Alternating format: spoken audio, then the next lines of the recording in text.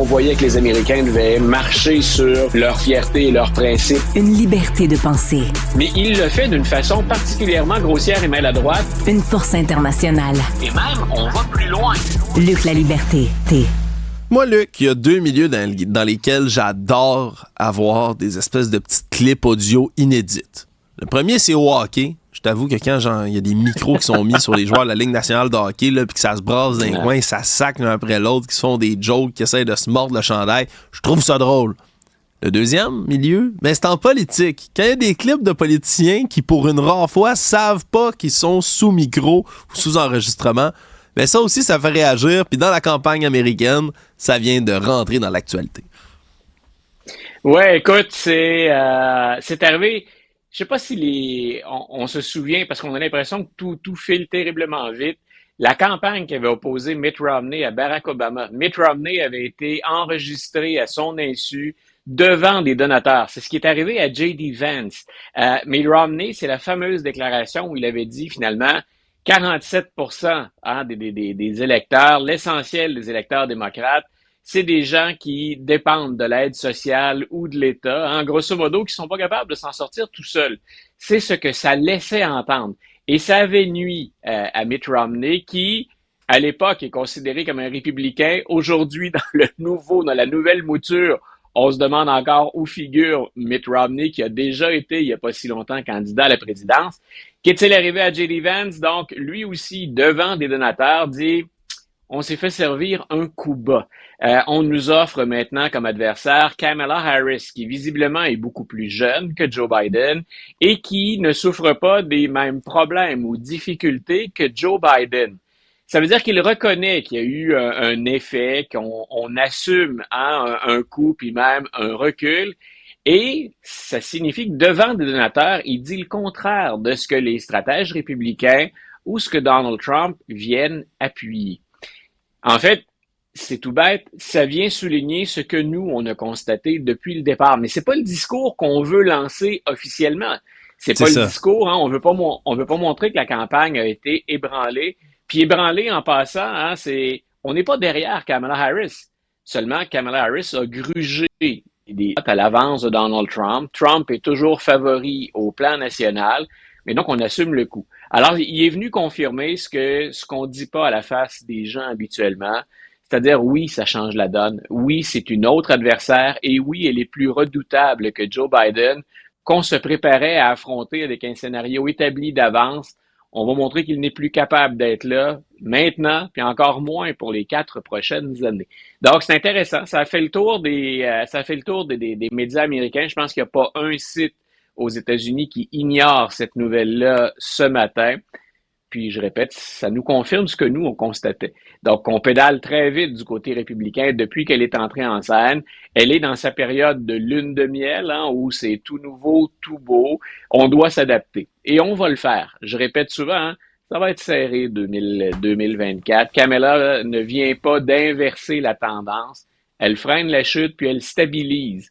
Donc, les appuis en énergisant la base. Mais ça, c'est pas une victoire. C'est mieux que ce Joe Biden. Mais on vient pas de franchir la ligne d'arrivée avec le bras en l'air. Ouais, effectivement. Puis c'est quand même drôle d'entendre J.D. Vance là-dessus. Ça va peut-être pas l'aider non plus au sein de son... auprès de ses patrons, auprès de M. Trump non plus.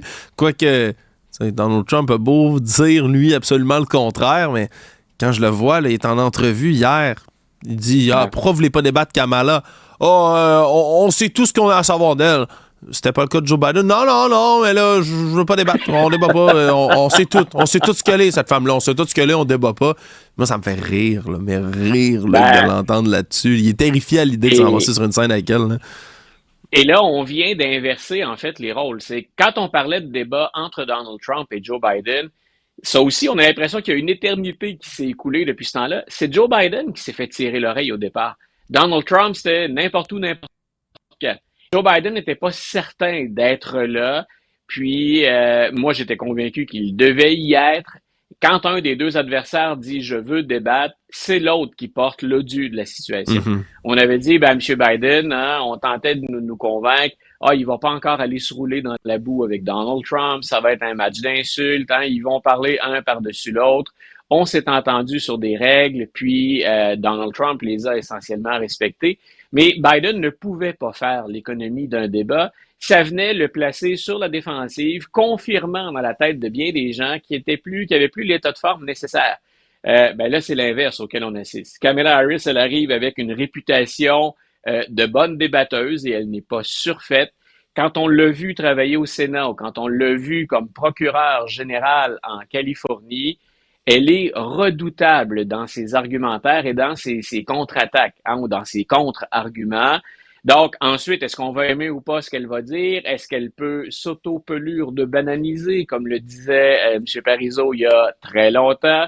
Donc, c'est pas impossible, mais c'est un adversaire nettement plus coriace que Joe Biden. Puis il faut dire que le premier débat entre les deux, la barre était pas très haute pour un candidat démocrate. Donc, c'est certain que ça fait plus peur. Elle est très articulée et elle est intelligente, Mme Harris.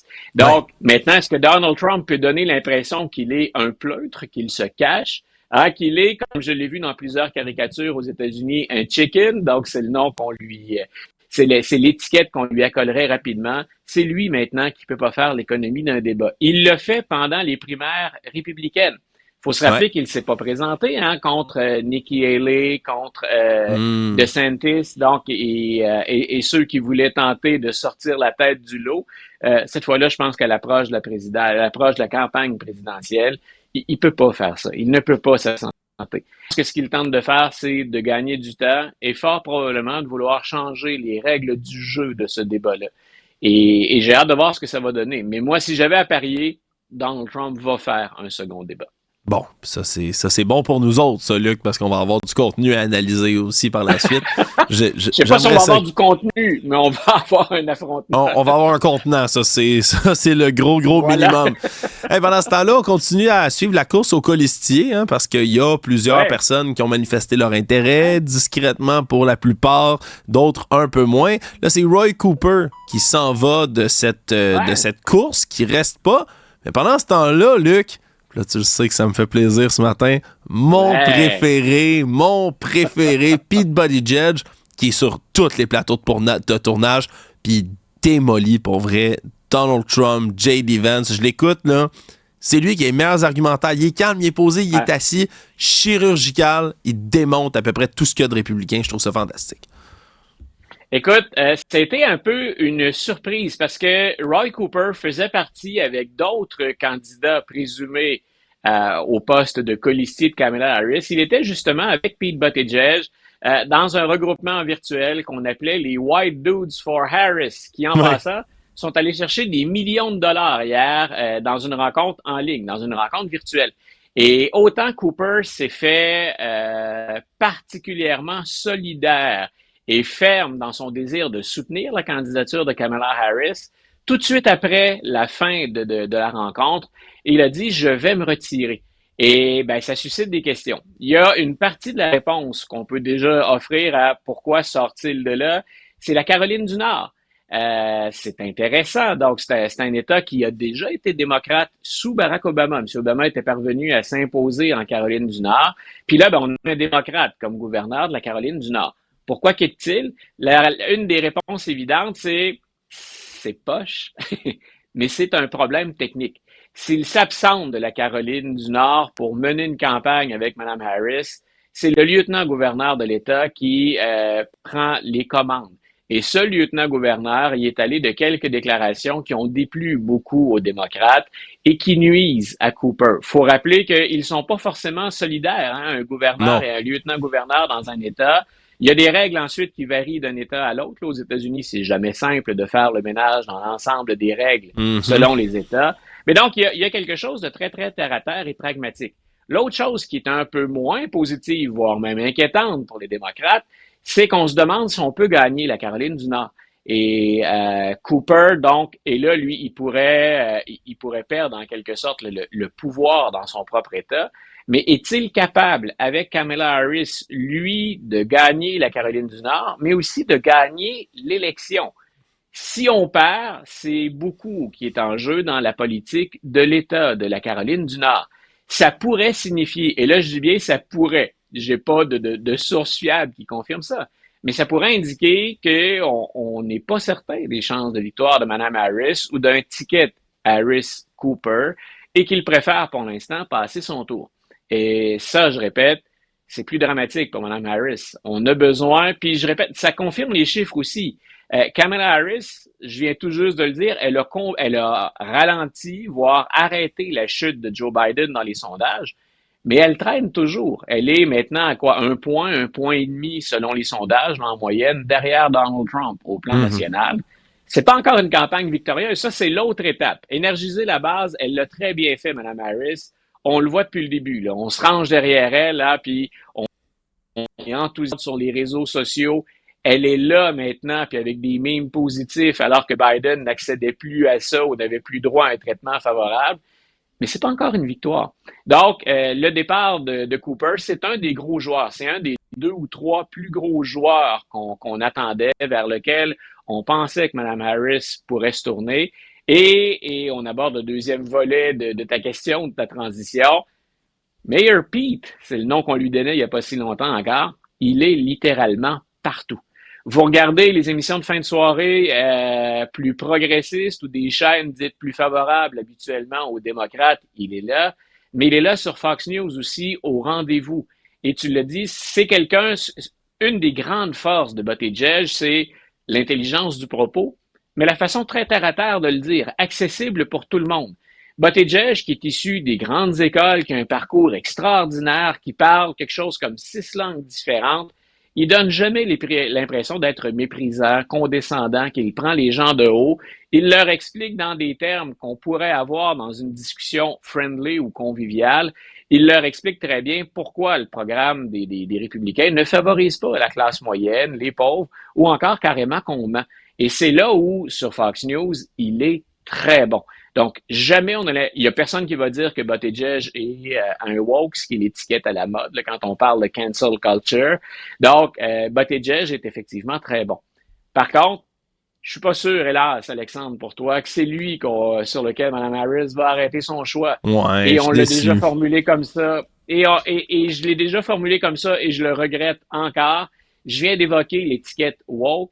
Si on offre aux Américains une candidate noire avec des origines aussi de l'extérieur du pays et qu'on complète par un candidat à la vice-présidence marié et qui a des enfants, on va redonner un avantage aux républicains, à mon avis, qui disent, vous voyez, les démocrates ne misent tout que là-dessus, hein? L'identité de genre, le sexe, l'orientation, et on va les qualifier, encore une fois, de woke. Ce que, dans les faits, Pete Buttigieg n'est pas, mais on pourrait facilement utiliser ça comme image. Et c'est la raison pour laquelle je disais, c'est un homme blanc hétéro qui va être choisi. Et ben là, il en reste un de moins avec M. Cooper. Ouais. Shapiro est toujours Shapiro, le gouverneur de la Pennsylvanie, est toujours sur les rangs. Ce Walz dont on parlait pour le Minnesota hier, il semble que sa cote grimpe. On a parlé de Mark Kelly aussi. C'est jamais impossible qu'on choisisse en dehors de ça. Hein? Elle a le dernier mot. Mais ce sont les 3 noms vers lesquels, au moment où on se parle, je concentrerai mon attention, je me tournerai. Et pendant ce temps-là, il y a des enjeux électoraux qui sont importants, hein, mon cher Luc, en terminant. Ouais. Ça vaut la peine de regarder ce qui se passe du côté de la restriction à l'avortement aux États-Unis. Là, parce que c'est ça le leg de Donald Trump, c'est ça le leg des républicains, c'est d'annihiler le droit pour tous à l'avortement dans le pays. Puis il y a des lois restrictives qui sont adoptées, puis pas à peu près dans certains États, puis ça continue de se dérouler tout ça. Écoute, hier entrait en vigueur la toute nouvelle loi de l'Iowa qui, jusqu'à hier, permettait des avortements jusqu'à la 22e semaine. Des pratiques avec lesquelles on est plus familier, nous, ici, aux États-Unis. Donc, et en Iowa, on est passé de 22 semaines à pas d'avortement après la 6e semaine. Sauf s'il y a eu viol, inceste ou que la santé de la mère est remise en question, est en danger. Ce sont les 3 seules exceptions. Sinon, c'est à 6 semaines et il n'y a aucune raison valable autre que celle que je viens d'énumérer. Puis on s'entend, Luc, on s'entend 6 semaines, tu le sais pas que tu es enceinte à 6 semaines. C'est ça qui est fou, là. Voilà, écoute. On en a eu 3 enfants ici à la maison, puis on le savait pas à la 6e semaine qu'on allait avoir la chance d'avoir un enfant. Donc, la plupart des femmes ne s'en doutent même pas rendues là. C'est comme interdire à toute fin pratique l'avortement. Donc, c'est ce que ça veut dire dans les faits, le délai de 6 semaines. Et on en est, parce qu'on fait le décompte, sur les 50 États, on en est maintenant à, depuis que la Cour suprême a invalidé Roe versus Wade, qu'on a envoyé cette problématique-là de la législation sur l'avortement à la responsabilité des législatures d'État. Donc, chaque État décide. On en est à 18 États qui ont des mesures similaires à celles de l'Iowa. Ça veut dire donc des mesures très, très restrictives. A-t-on besoin de rappeler qu'on a maintenant une nouvelle candidate contre Donald Trump, Kamala Harris, qui a été là-dessus beaucoup plus efficace, du moins dans les perceptions, que sur la question de la frontière. Elle va revenir à la charge sur la question de l'avortement. Et depuis que la Cour suprême a invalidé Roe versus Wade ou renversé le jugement, pratiquement à chaque fois qu'il y a eu des votes sur la question de l'avortement, les femmes se sont déplacées pour aller voter et on a repoussé les mesures les plus conservatrices, même dans certains États conservateurs. Donc, ça pour Kamala Harris, quand on parle d'énergiser une base, quand on parle d'élargir un peu l'électorat puis de s'imposer dans les États pivots, le vote des femmes, il est souvent déterminant. Donc, ça, c'est triste à dire comme ça, parce que si on est en faveur du choix, on vient de reculer. Mais c'est une bonne nouvelle pour les démocrates au sens où ça permet d'enfoncer le clou. La menace, elle ne remonte pas à il y a 2 ans. Là. On a une décision toute fraîche à 98-99 jours de l'élection. On a une décision toute fraîche sur l'avortement qui va faire que ça se retrouve dans les grands titres avec une couverture médiatique abondante. Luc, c'est tellement intéressant de suivre ça, puis on va continuer à parler d'avortement, de Kamala Harris, de colistier dans les prochains épisodes. Un gros merci. Salut, une bonne journée.